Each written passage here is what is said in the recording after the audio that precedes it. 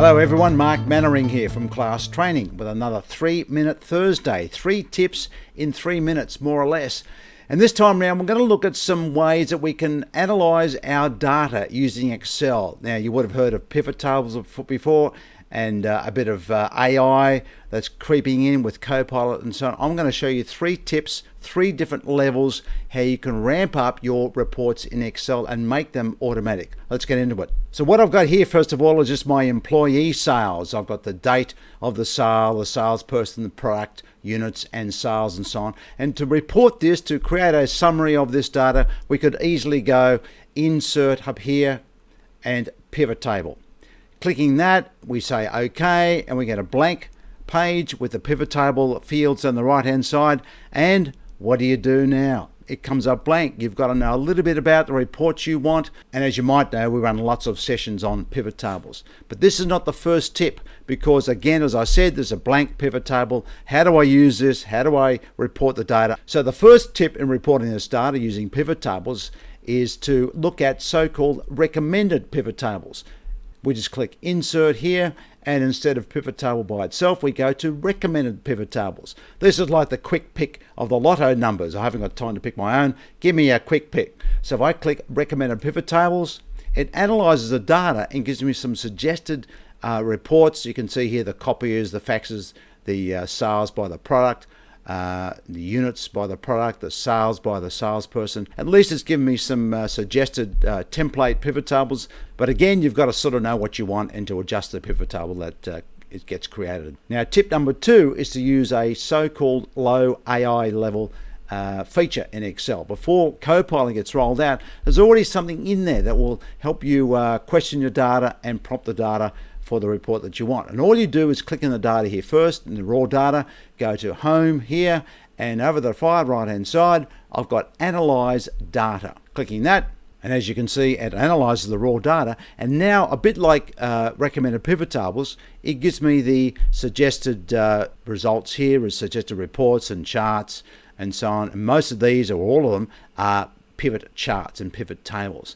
And even up the top here, I can question my data. So for example, click in there, type in a question, which salesperson has the highest sales, press enter, and there's the result there, and insert that pivot table. Another one we could ask is, list the salesperson in decreasing sales. Press enter, and there's my report there, and I can insert that as a pivot table. So a lot quicker, but you've got to know how to prompt the feature and also what sort of report you would want. The third and final tip is a sort of combination of those where you create a dashboard template of your data. So with this raw data, I've already got the report dashboard created on my report sheet here. I click that, and using a combination of blank and recommended pivot tables and that analyze data feature, I've already created my dashboard report here, the employee sales report, the product sales report, and so on. And the important thing now is, what if I add more raw data, or what if I replace the old data with the raw data? So I'm going to do that. On this tab here, I've got the new data to add. Now, by the way, you can see here with the month results, it goes from July to December 2023, and I've got those particular salespeople here. So I go to my new data to add. January 24 it starts. Now I'm just going to select all that data, Control C, go to the end of the raw data here.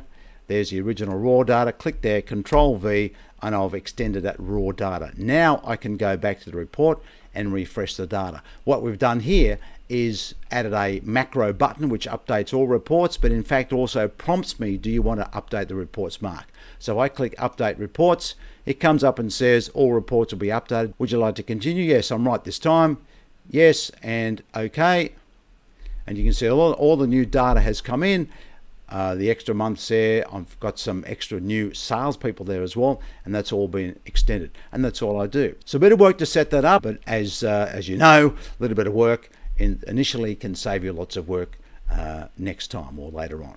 Okay, now we cover all this in our Pivot Tables online sessions, essential sessions, and the advanced sessions we have, which covers this aspect of how to create a dashboard report template with that macro button as well. So have a look on the website here for when the public courses are coming up, the public sessions, as well as normal Excel sessions.